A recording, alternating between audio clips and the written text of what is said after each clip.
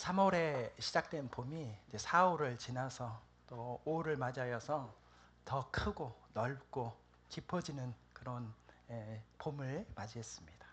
너무 깊어져서 너무 덥습니다. 네, 계절이 조금 앞질러 가는 것 같아요. 네, 천천히 오라고 해주세요. 네. 근데 5월은 참 그만큼 깊어지고 넓어지는 것처럼 5월은 참 특별합니다. 가정의 달로 인하여서 감사와 또 은혜를 생각하고, 그래서 첫 주는 어린이 주일, 두 번째 주일은 어버이 주일, 세 번째 주일은 이렇게 청년 주일 또는 부부 주일로 또 섬기기도 하고, 두 사람이 하나가 되는 그렇게 부부 주일, 뭐 그런 날들로도 하고 있고, 오늘 그래서 세 번째 주일 이 청년 주일을 우리는 함께 하나님 앞에 드리면서 예배드립니다. 그런데 이 청년이라는 그 시간과 때는 참 묘하기도 합니다. 이 어린 아이의 시절, 그러니까 어린이도 아닌 것이, 그렇다고 아직 어버이도 어른도 아닌 것이, 어떤 의미에서는 참 어정쩡하고 혼란한 시기를 살아가고 있습니다. 그러나 동시에 이 멋지고 화려한 이 5월처럼 어쩌면은 가장 크고 또 넓고 깊어질 수 있는 이 아름다운 시간이 바로 이 청년의 시간이 아닐까라는 생각을 좀 해봅니다. 그래서 이 청년주의를 맞이한 이 오늘 이 예배를 통하여서 우리 모두에게, 청년들, 특별히 우리 청년들에게 큰 위로와 용기와 소망이 있기를 바랍니다. 우리 아까 두 사람에게 큰 박수를 했지만 우리 청년들이 사실 우리 별빛교회는 의외로 많습니다.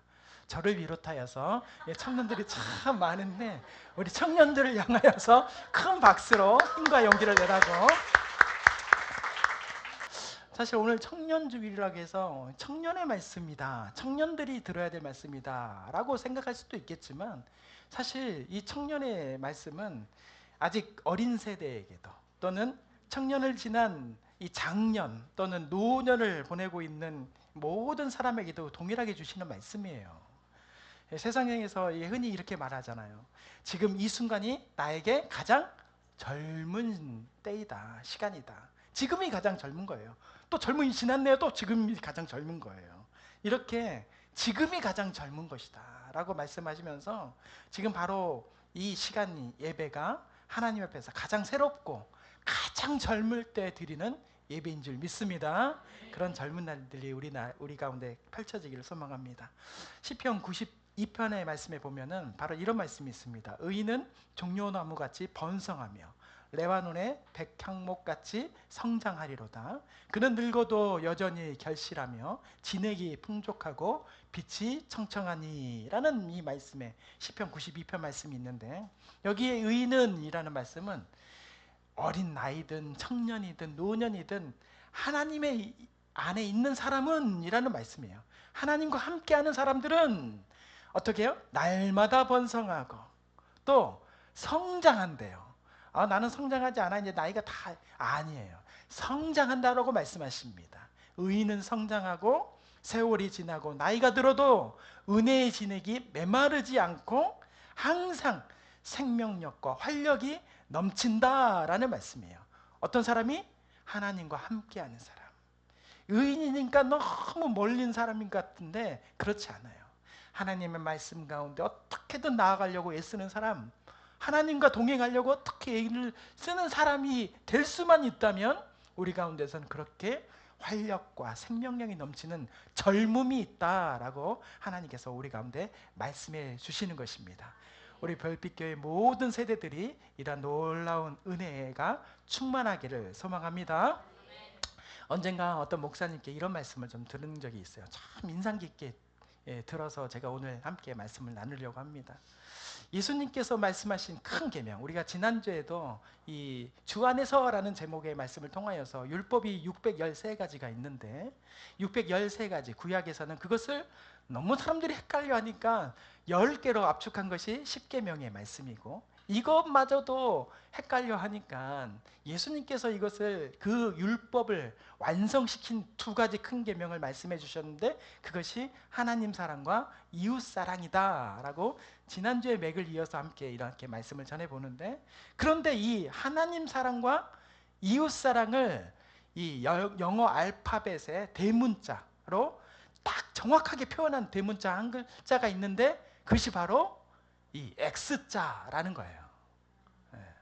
X자가 어디 가가지고 이게 하나님 사랑과 이웃 사랑이래 이렇게 말하면 안 되는 거고, 그런 것을 표현한 것 같다.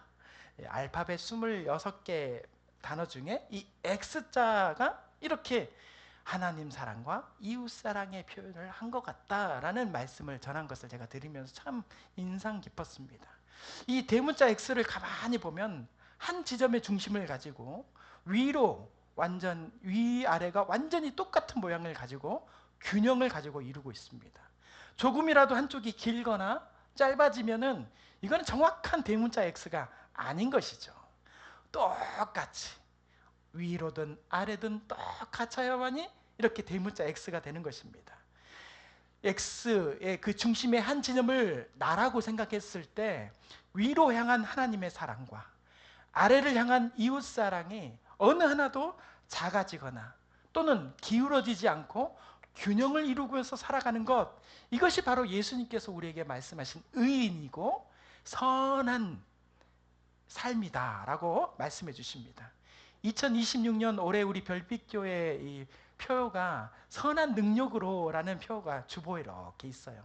바로 이 선한 능력의 삶을 살아가는 모양이 바로 이 X, 아니야가 아니고 위와 아래와 똑같은 나를 중심으로 하여서, 예수님께서 오늘 말씀해 주신 이 선이라는 표현 자체가 이 하나님의 사랑만 큰다고 이루어지는 것이 아니고 아래로 향한 이 이웃 사랑만 또 크다고 해가지고 이루어지는 것이 아니라는 것이죠.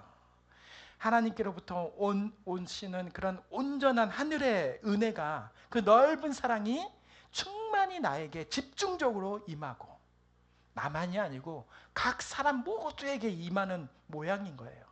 하나님의 넓은 사랑이 충만하게 나에게 향하고 임하여서 그것을 나를 통과하여서 나의 가정과 이웃, 그러니까 예루살렘과 온 유대와 사마리아 땅끝까지 흘러가는 것, 이것이 바로 하나님께서 예수님께서 말씀하신 선이고 대문자 X의 의미, 그런 삶을 말씀하는 것입니다.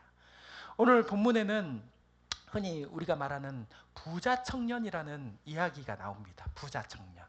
우리가 대부분 부자 청년이라는 비유의 말씀의 이야기가 나오잖아요. 그 이야기가 바로 오늘 본문의 말씀인데, 이 말씀은 마태복음 19장 오늘 말씀뿐만 아니라 마가복음에는 10장, 그리고 누가복음에는 18장, 이렇게 공간복음이라고 말씀하는 세 성경에 다 기록된 말씀이에요.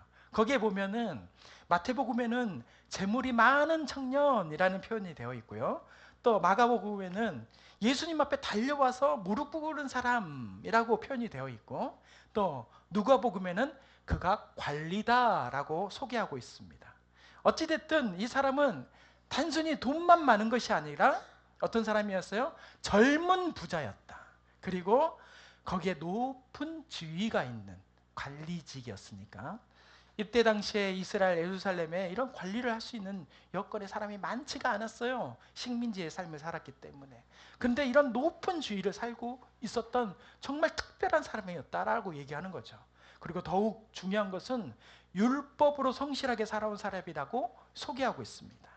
세상적인 관점에서 보면은 최고의 엘리트, 성공한 사람, 그리고 이 신앙과 종교적인 관점에서도 아무런 흠이 없을 정도의 대단한 사람, 거기다가 예수님 앞에서 달려와 가지고 무릎을 꿇을 정도의 겸손한 사람, 야, 대단하죠?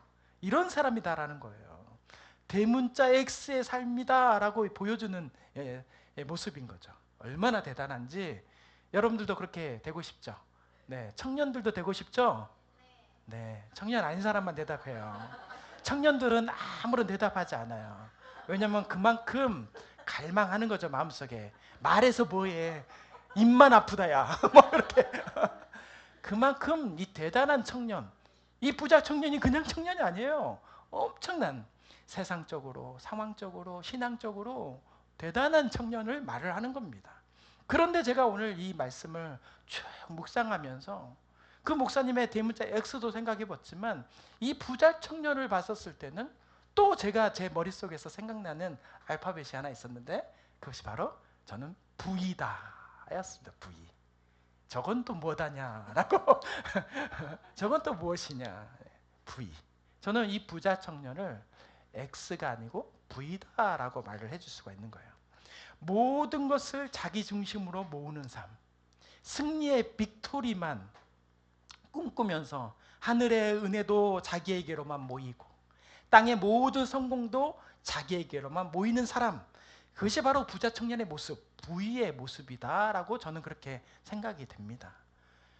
어쩌면 우리도 그렇게 X를 원하고 있지만 우리의 모든 삶은 아마 부자 청년처럼 저렇게 V의 삶을 살고 그렇게 따라가려고 노력하고 있는지도 모르겠습니다. 항상 머리와 마음에는 아니 나는 대문자 X의 삶을 살아야 돼. 하늘에 하나님의 사랑과 이웃 사랑을 누리면서 살아야 돼. 그렇게 균형하면서 살아야 돼. 균형 있게 살아야 돼. 다 같이 잘해야 돼 하면서 그렇게 고백하고 있고 그렇게 살려고 노력하지만 실제 삶에서는 V자만 그리면서 살아가는 인생이다라는 것입니다. 더 올라가고 싶고 더 많이 가지고 싶고 더 인정받고 싶고 모든 것이 다 내 중심에 있었으면 좋겠고 내가 다 할 수 있었으면 좋겠고 내가 다 알아야 되겠고 뭐 이런 생각들 그렇게 살고 있다라고 말씀하시는 것입니다. 아닌가요? 네, 저만 쓰레기인가요? 네, 이 말을 안 하려다가 했는데 요즘 젊은 친구들은 그렇게 표현을 하더라고요. 제가 청년주의를 맞이하여서 네, 고개를 젓는 제 아들을 보면서 하지 말걸. 네. 그만큼 조금 이렇게 자극을 받아봐야 돼요. 그렇게 인생을 나는 그렇게 성공하는 사람이다라고 성공하고 싶어하는 마음이 있다는 거예요. V자만 그리면서. 근데 오늘 예수님께서는 이 부자 청년을 통하여서 하고 싶은 말씀은 그렇게 살지 말아라 하고 말씀하시는 거예요. 이렇게 되어라고 말씀하시는 게 아니라 그렇게 살지 말아라. 그게 중요한 것이 아니다라고 오늘 우리에게 말씀해 주시는 거예요. 이 말씀이 얼마나 중요했냐면 마태복음에만 기록한 것이 아니라 마가, 누가 이 세 성경에도 기록했고 그뿐만 아니라 이 말씀 이후에 정말 예수님께서는 정말 중요한 예루살렘 성전에 들어가셔서 그 이제 공생의 가장 중요한 사명을 감당해야 될 그 바로 직전에 이 말씀을 하시는 거거든요. 그만큼 중요한 예수님은 우리의 인생이 V의 인생이 아니라 X의 인생이 되기를 소망한다. 하나님 사랑과 이웃 사랑 이 두 큰 계명을 지키면서 살기를 원하시는 것입니다. 그것을 말씀해 주시는 거죠. 그러면 어떻게 나만의 승리, 나만의 성공, 또 나만의 안전을 그렇게 붙들면서 사는 그런 V의 삶에서 벗어나서 하나님께서 말씀하시는 하나님의 사랑과 이웃 사랑의 그 X를 이루면서 균형을 이루면서 살아갈 수 있는 그런 사람이 될 수 있을까? 세상을 넘어서 하나님을 선택할 용기의 사람, 그 사람은 어떻게 될 수 있을까? 오늘 귀한 말씀을 통하여서 깨닫고 다시 한번 그것을 향하여서 나아가는 우리 모두가 되시기를 바랍니다. 먼저 우리 항상 어떤 것을 생각해야 되냐면 성공보다는 영생을 갈망해야 된다. 오늘 말씀이 그렇게 나오거든요. 영생을 갈망해야 된다. 오늘 본문 16절 말씀에 보면은 청년이 달려와서 예수님 앞에 이렇게 무릎 꿇고 이렇게 물어봅니다. 선생님이여, 내가 무슨 선한 일을 하여야 영생을 얻으리까 하면서 이 영생에 대해서 말씀을 물어보는 거예요. 이 참 질문이 참 놀랍습니다. 왜냐하면 이 청년은 이미 세상적으로 성공한 사람이고 또 부족함이 없는 사람이었었어요. 그러니까 스펙의 조건, 젊음과 재물과 세상의 높은 지위, 또 신앙의 열심까지 가진 모든 조건을 갖춘 사람. 그런데 이 사람이 이런 질문을 하는 거예요. 영생을 어떻게 얻을 수 있습니까? 세상적으로 성공한 사람들은 더 성공하기를 원해요. 이게 세상의 원리예요. 물질을 가졌으면 나는 이걸로도 충분해. 그렇지 않아요. 더 갖고 싶어요. 그런 마음들을, 그래서 대부분의 이 마음을 갖고 이렇게 스펙이 좋은 사람들은 더 성공하고 싶고 더 돈을 벌 수 있는 그런 생각만 가지고 있고 어떻게 하면 그렇게 할 수 있을까라는 것을 물어보고 궁금해합니다. 그런데 이 청년의 질문은 세상적인 그런 성공과 질문의 이야기가 아니라 영적인 성공을 예수님 앞에 물었다라는 사실이 참 대단한 것이죠.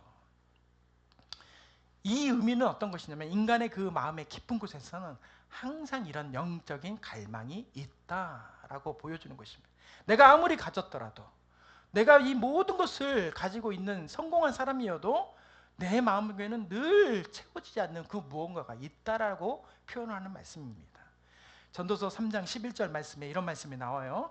하나님이 모든 것을 지으시되 때를 따라 아름답게 하셨고 또 사람들에게는 영혼을 사모하는 마음을 주셨느니라. 그러나 하나님이 하시는 일의 시종을 사람으로는 측량할 수 없게 하셨도다. 아멘.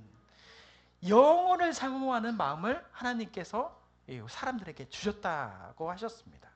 이 영혼이라는 것은 히브리어로 올람이라는 뜻인데, 그러니까 인간의 어떤 이런 한정적인 삶 속에서의 그런 영혼을 얘기하는 것이 아니고, 이것만 준 게 아니라 한정된 인생만을 바라보고 살아가게 하신 게 아니라 이 인생에 넘어서 끝까지 영원한 하나님 나라를 내가 뭐 알지는 못하지만 그것을 바라보면서 이 다음의 세계를 계속 생각하게끔 하는 그런 마음.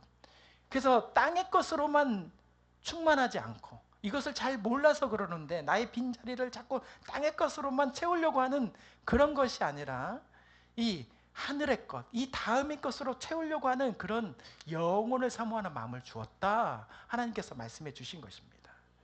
그래서 세상적이고 있다가도 없어질 이 젊음, 또 성공, 재물, 지위, 이것으로 부자 청년은 만족하지 못하고 우리도 만족할 수 없는 것입니다.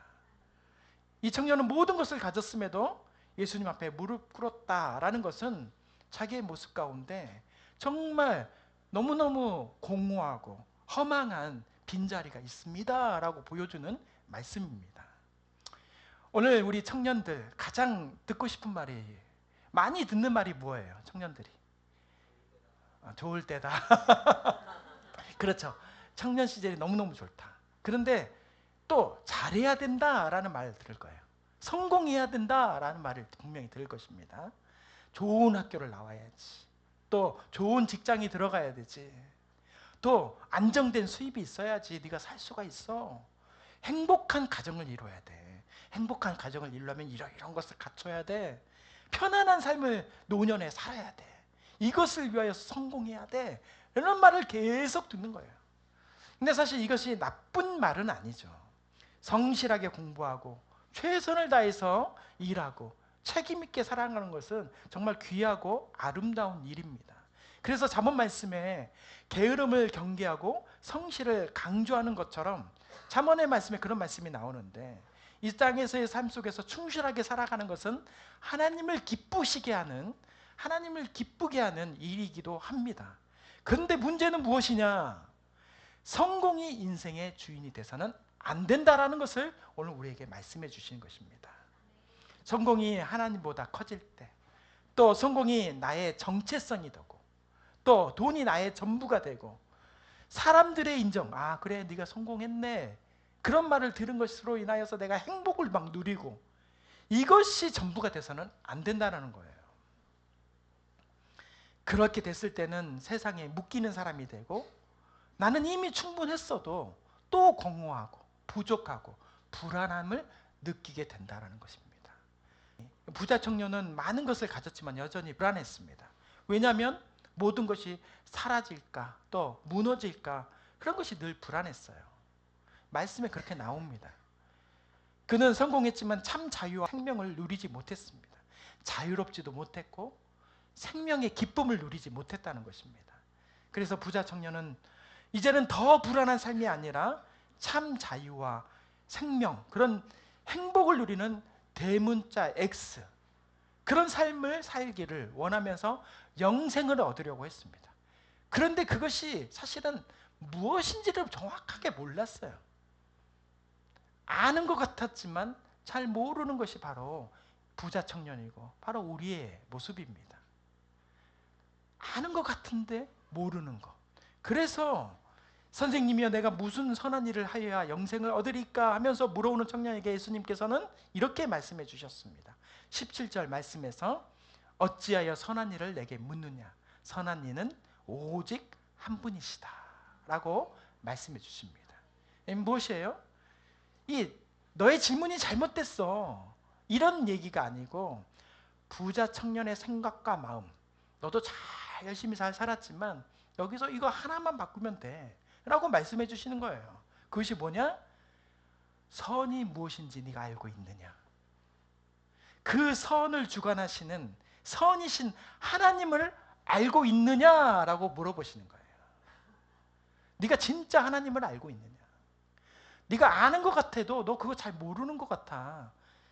하나님이야. 하나님을 알아야 돼 라고 바로 이 예수님께서 말씀해 주시는 것입니다. 이것이 복음이에요.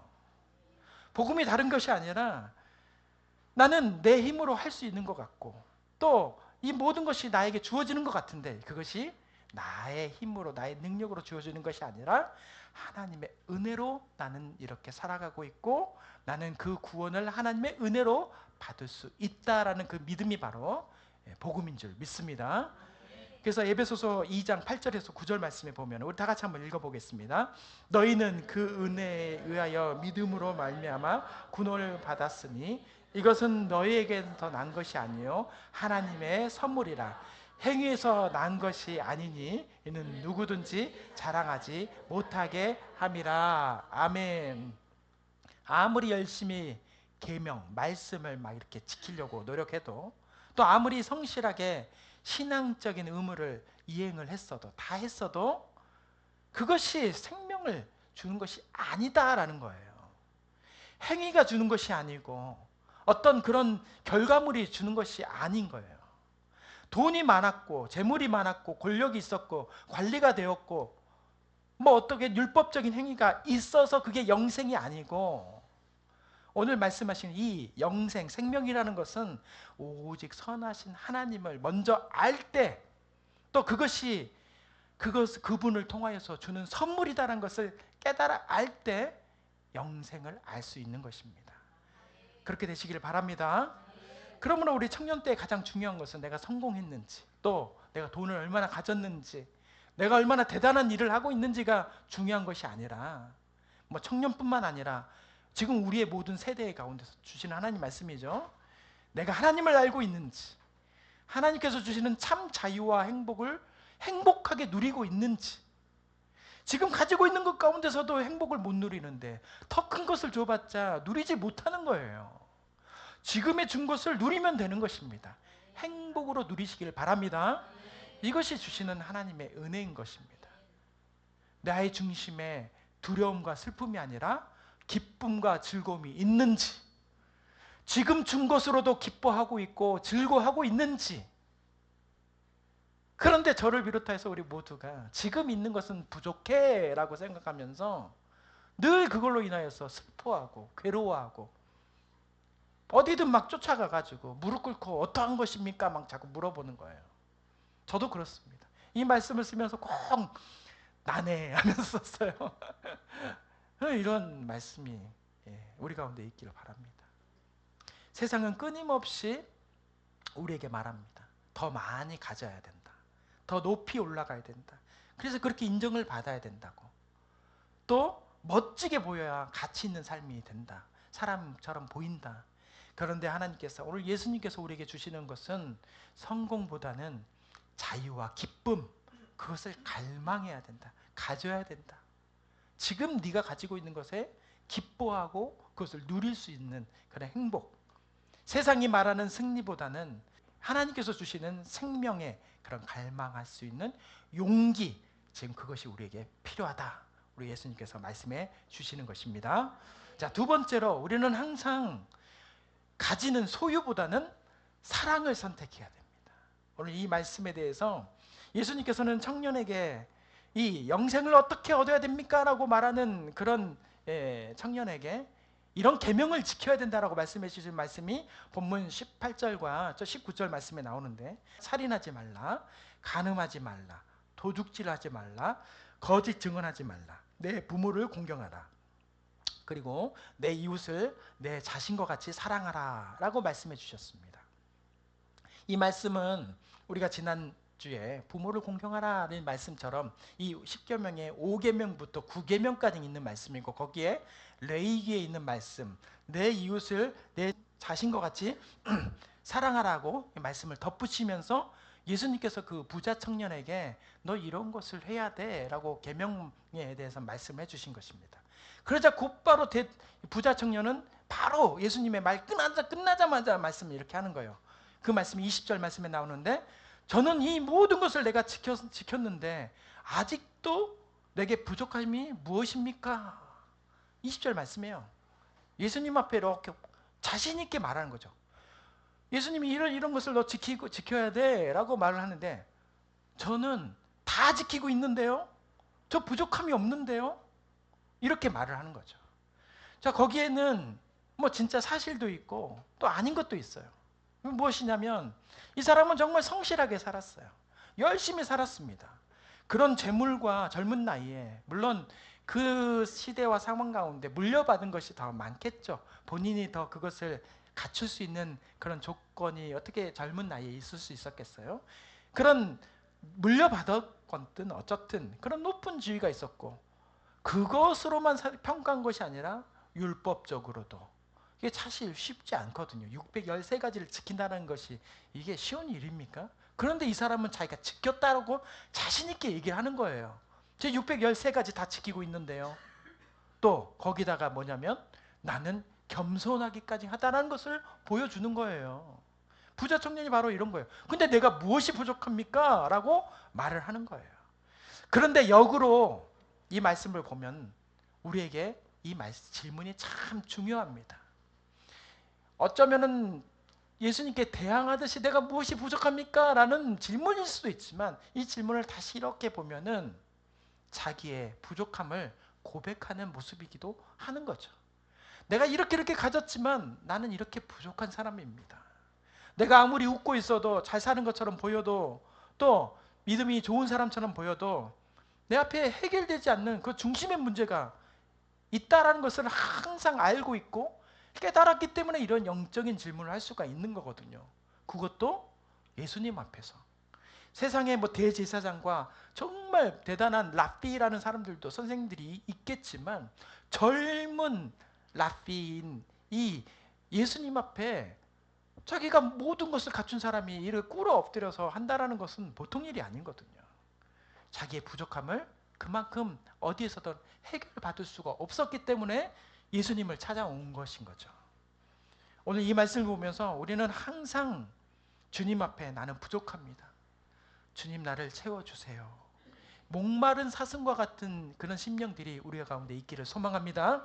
나는 언제나 다 가져 있어요, 저는 자신만만합니다, 그러면 안 돼요. 그것보다 저는 늘 부족합니다, 저는 늘 연약합니다, 주님 채워주세요. 말씀으로 채워주시고 믿음의 사람을 통하여서 채워주십시오. 그런 겸손한 마음이 있을 때 하나님께서는 역사해 주십니다. 예수님께서는 그 부자 청년의 그 부족한, 무엇이 부족한지에 대해서 그 말씀을 듣자마자 정확하게 말씀을 통하여 보여주셨습니다. 그 말씀이 본문 21절 말씀인데 우리 다 같이 한번 읽어보겠습니다. 예수께서 이르시되 내가 온전하고자 할진대 가서 내 소유를 팔아 가난한 자들에게 주라. 그리하면 하늘에서 보화가 내게 있으리라. 그리고 와서 나를 따르라 하시니. 아멘. 예수님께서 만나는 사람마다, 또 부자 정도 되면은 너 소유를 팔아라, 네 가지고 있는 거 다 팔아야 돼, 그리고 나를 따라야 돼, 이렇게 말씀하지 않으셨어요. 모든 부자에게 그렇게 말씀하신 게 아니에요. 오늘 말씀, 누가복음의 말씀에 보면은 이 부자 청년 다음에 누구를 만나냐면 삭개오, 누가복음에는 삭개오를 만나는 장면이 나옵니다. 삭개오도 높은 직위였어요. 뭐 세리 그러면은 우습게 하는데 그렇지 않아요.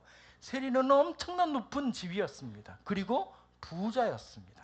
근데 부자에게 너의 그 가지고 있는 것을 팔아라 말씀하지 않으셨어요. 오직 부자 청년에게만 이렇게 말씀하신 거예요.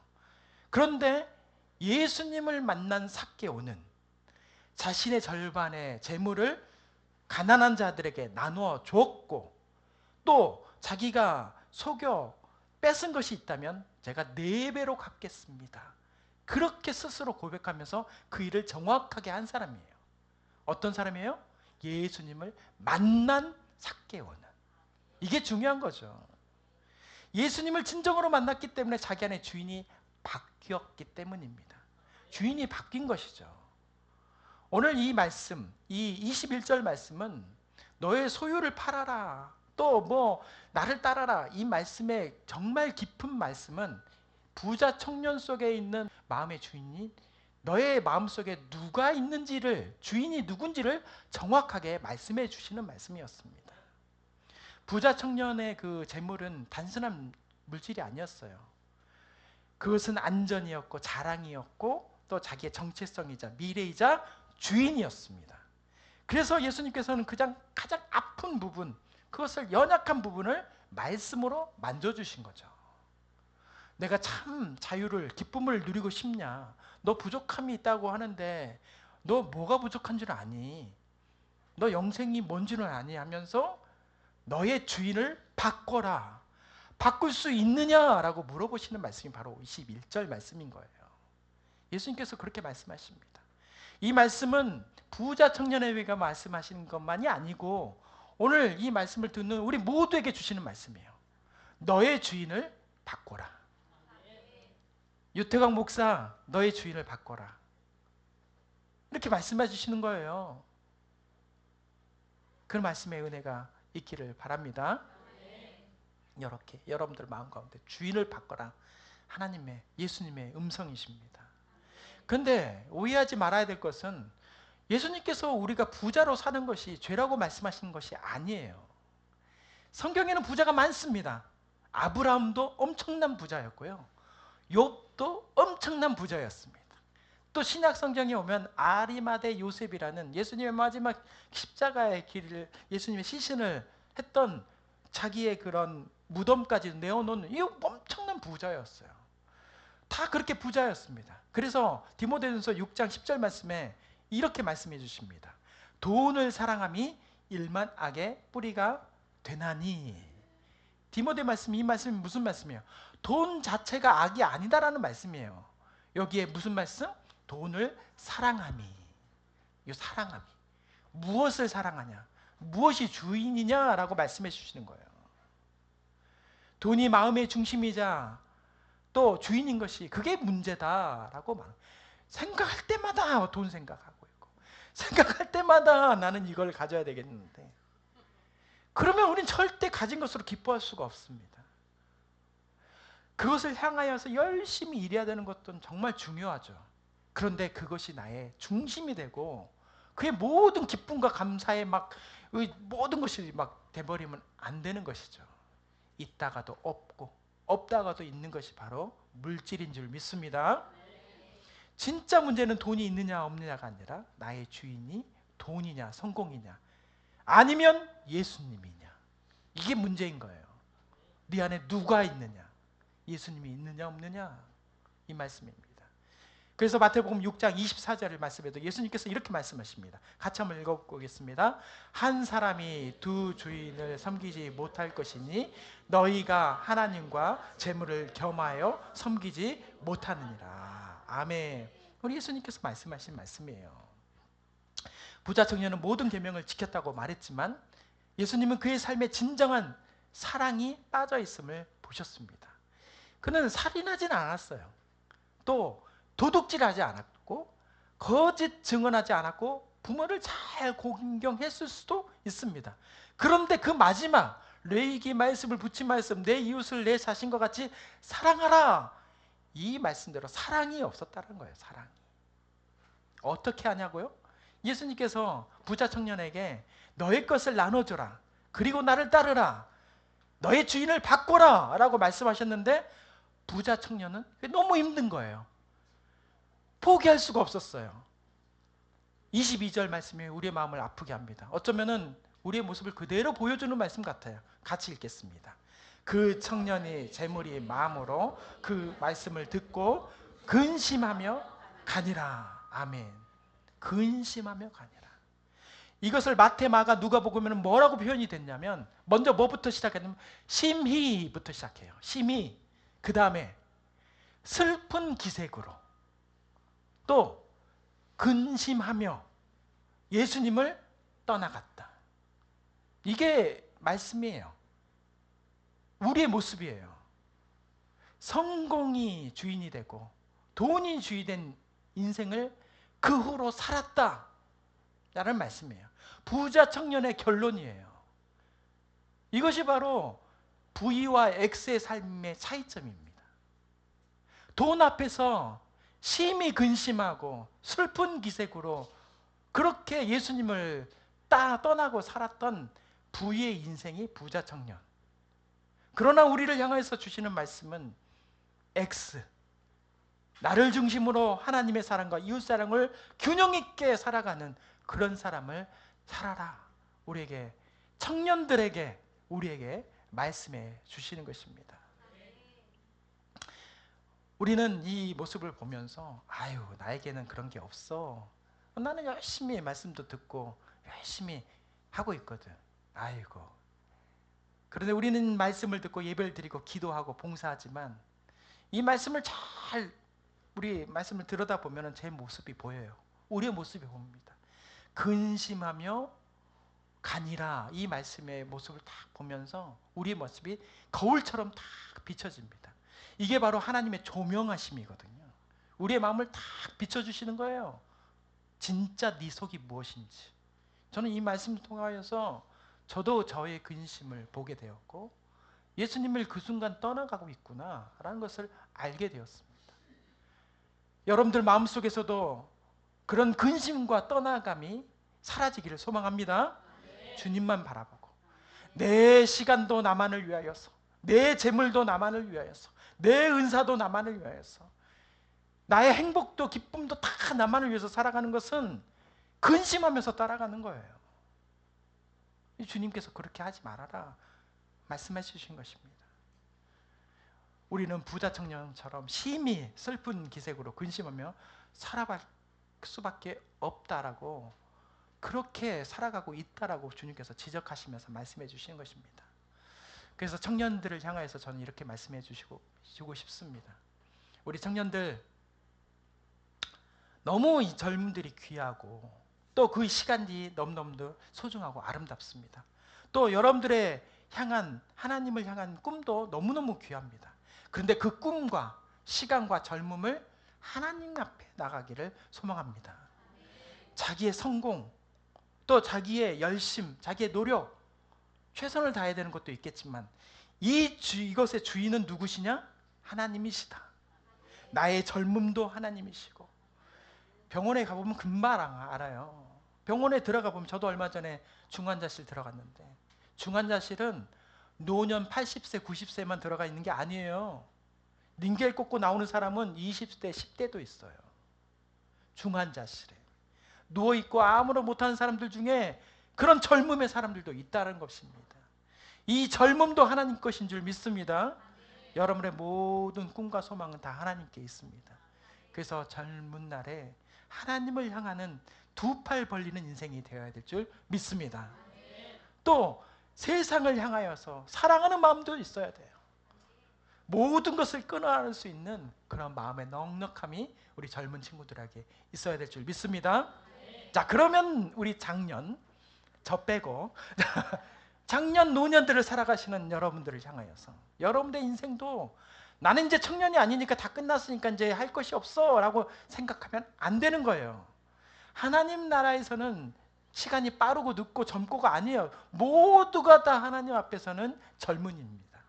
해야 할 사명들이 있는 거예요. 그래서 제가 90세를 향하는 사람들한테, 분한테 목사님 저는 기도해 주세요 그러면은, 여러분 우리 90세 사신 할머니에게도 사명이 있습니다 그래요. 사명이 있습니다. 죽을 때가 됐습니다라고 안 해요. 사명이 있습니다. 해야 할 일이 있거든요. 너무너무 많습니다. 밤새 기도해야 될 일도 너무 많고 해야 될 일이 많은 거예요. 모세는 80세에 부름을 받았고, 갈렙은 85세에 이산지를 내게 주세요 라고 기도를 했고요. 그렇게 시므온과 안나는 그 성전 앞에서 메시아, 아기 예수님이 올 때까지 기다리면서 하나님의 약속을 붙들면서 살았습니다. 시므온과 안나도 그랬는데 우리 모두가 하나님의 사랑으로 순간순간 선택하면서 살기를 바랍니다. 내 소유보다 하나님의 사랑을 선택해야 됩니다. 움켜쥐는 삶보다 흘려보내는 삶이 되어야 됩니다. 나만의 승리보다는 하나님께서 주시는 선을 이루기는 인생들이 다 되시길 바랍니다. 그것이 바로 하나님께서 주시는 인생입니다. 그런데 근심하면서 떠나가는 그것이 전부 같은 세상 속에서 우리는 어떻게 살아야 됩니까? 그럴 때 주시는 하나님의 소망의 말씀이 오늘 26절, 오늘 본문 마지막 절 말씀에 나오는데요. 같이 한번 읽어보겠습니다. 예수께서 그들을 보시며 이르시되 사람으로는 할 수 없으나 하나님으로는 다 할 수 있느니라. 아멘. 이게 복음이에요. 하나님은 다 하실 수 있습니다. 하나님은 하실 수 있습니다. 그 앞에 뭐예요? 다 할 수 있대요. 다. 이거는 빼놓고 할 수 있는 게 아니고요. 젊으면 안 되겠다 야. 돈 버는 건 좀 안 되겠다 야. 이거는 좀 안 되겠어. 너희 화해하는 건 좀 안 되겠어. 서로 사랑하는 거는 좀 안 되겠어. 그거 빼놓고는 다 해줄게. 이게 아니야. 다 하실 수 있대요. 하나님 안에서. 내 안에 주인이 누구냐는 거예요. 내 안에 주인이 나이면 안 되는 거예요. 하나님이 계시면 다 할 수 있는 거예요. 들여다보시길 바랍니다. 내 안에 주인이 정말 누군지. 그러면 물질도 또 관계적인 문제도 모든 상황도 하나님께서 해결해 주십니다. 우린 그것을 믿기 때문에 이 자리에 앉아 있는 거예요. 믿지 않으면 이 자리에 있을 필요가 없는 거예요. 그래서 있기를 바랍니다. 갑자기 목사가 마음이 약해지네요. 그럴게요. 저는 갈게요. 뭐 이래버리면 어떡해요. 그렇게 하나님께서는 다 하실 수 있습니다. 하나님께서는 우리의 움켜진 손을 펴게 해주십니다. 굳어진 마음을 부드럽게 해주십니다. 세상에 묶인 영혼을 하나님께서는 자유롭게 해주십니다. 슬픔으로 돌아선 인생을 다시 부르셔서 자기의 제자로 삼아주십니다. 이게 하나님께서 하실 수 있는 일입니다. 우리는 무엇을 해야 돼요? 하나님께 나아가면 됩니다. 하나님께 두 팔 벌리면 됩니다. 그 대문자 X를 늘 생각하세요. 그리고 세상을 향하여서 두 팔을 벌리면 됩니다. 하나님께서는 내려주시고 우리는 그것을 부모 안고 그렇게 사시기를 바랍니다. 그런 별빛교회 청년들, 이런 별빛교회 저를 비롯한 장년과 노년들, 우리 모든 인생들이 다 되시길 주님의 이름으로 축원합니다. 기도하겠습니다.